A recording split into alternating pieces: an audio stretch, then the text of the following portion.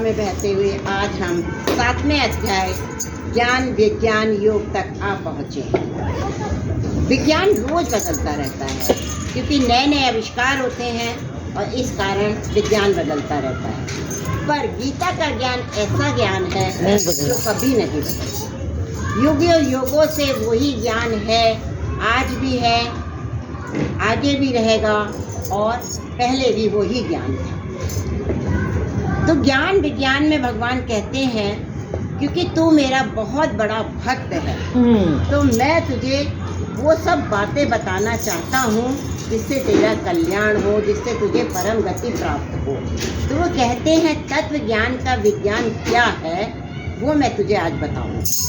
कहते हैं तत्व विज्ञान का विज्ञान है परम पिता परमात्मा को पाना, परमेश्वर को प्राप्त करना, वो ही इसका ज्ञान है। कहते हैं सैकड़ों हजारों लोग पूजा पाठ करते हैं, देखते हैं मंदिर में आते हैं सैकड़ों हजारों लोग, पर क्या वो भगवान को प्राप्त कर पाते हैं? नहीं कर पाते हैं। वो भगवान को प्राप्त नहीं कर पाते हैं।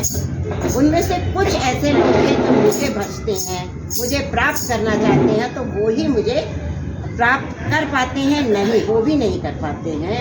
उनमें से भी कुछ लोग हैं जिन्होंने अपनी इंद्रियों को जीत लिया है, मन को संयम कर लिया है और तब मेरा भजन करते हैं, तो वो लोग मुझे प्राप्त कर पाते हैं। वो कहते हैं ये प्रकृति जो है वो 8 तत्वों से बनी हुई है। आपको भी पता है सबको, पृथ्वी, वायु, जल, आकाश, अग्नि और मन, अहंकार व बुद्धि। और इन 5 तत्वों और मन, अहंकार, बुद्धि से ही हम सब भी बने हुए हैं। और ये प्रकृति क्षणभंगुर है, कभी खत्म हो जाती है और कभी फिर से भगवान इसको फिर से इसकी सृष्टि कर देते हैं, कभी सृष्टि की रचना करते हैं, कभी इसको खत्म कर देते हैं। हमेशा ये सृष्टि नहीं रहती है, तो नाशवान है, इसलिए इसे उन्होंने क्या बताया है? अपरा प्रकृति। पर इस नाशवान में जो जीवन डालता है, इस नाशवान को जो जीवित करता है, वो कौन है? हमारी आत्मा। आत्मा कभी मरती है? नहीं मरती है, वो अजर अमर है। तो उसको उन्होंने क्या है कहा है? परा प्रकृति। अपरा प्रकृति वो जो नाशवान है, परा प्रकृति जो अमृत है, शाश्वत है, कभी खत्म नहीं होती है, उसको उन्होंने अपनी परा प्रकृति बताया।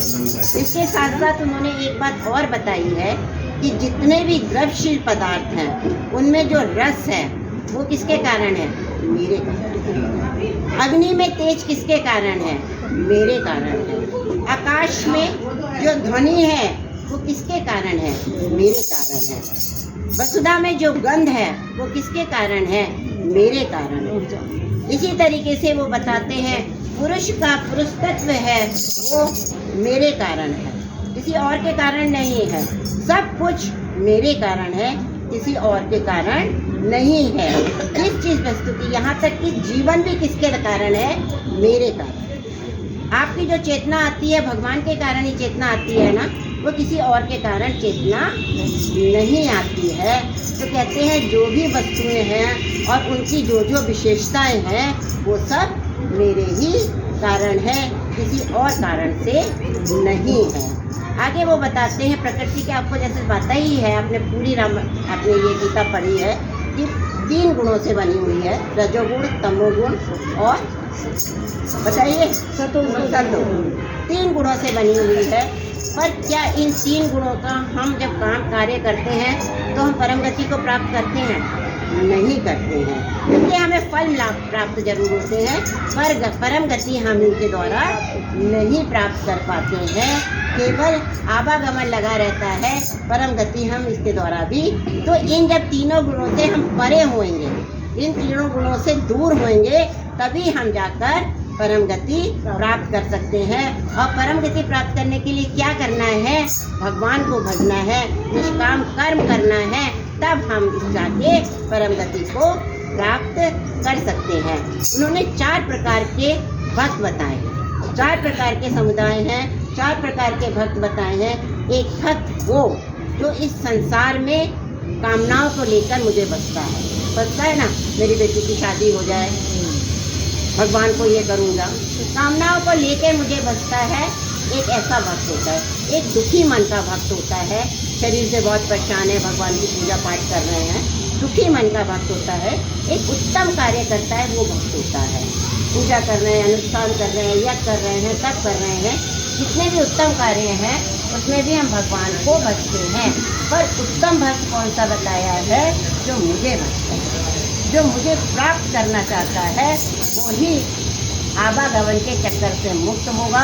इसके अलावा तीनों और भक्त जो हैं वो संसार में आवागमन हमेशा करते रहेंगे, कभी वो उसके द्वारा कभी नहीं प्रभु को प्राप्त हो पाएंगे, परम गति को प्राप्त नहीं कर पाएंगे।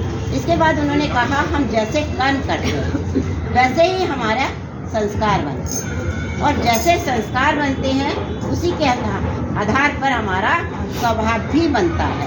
अगर हमने जैसे संस्कार करे हैं वैसे ही हमारा स्वभाव भी बनता है, और उन स्वभाव के अनुसार ही हम देवताओं को पूजते हैं। जिसका जैसा स्वभाव है वो वैसे ही देवताओं को पूजता है, और जो जैसे देवताओं को पूजता है उन्हीं देवताओं को वो प्राप्त भी करता है। पर जो मेरा भक्त है, मुझे भजता है, वो मुझे प्राप्त करता है, किसी और को प्राप्त नहीं कर पाता है। तो कहते हैं मुझे भज तो मुझे ज़रूर प्राप्त करेगा। और इसके लिए वो क्या कहते हैं? निष्काम कर्म कर। निष्काम कर्म करना वो बहुत ज़रूरी बताते हैं। निष्काम कर्म नहीं करेगा और मेरा भक्त बना रहेगा तो भी नहीं काम चलेगा। कर्म भी निष्काम करना है, मुझे भी भजना है, करना है, मुझे भी भजना है, तभी तू परम गति को प्राप्त कर पाएगा।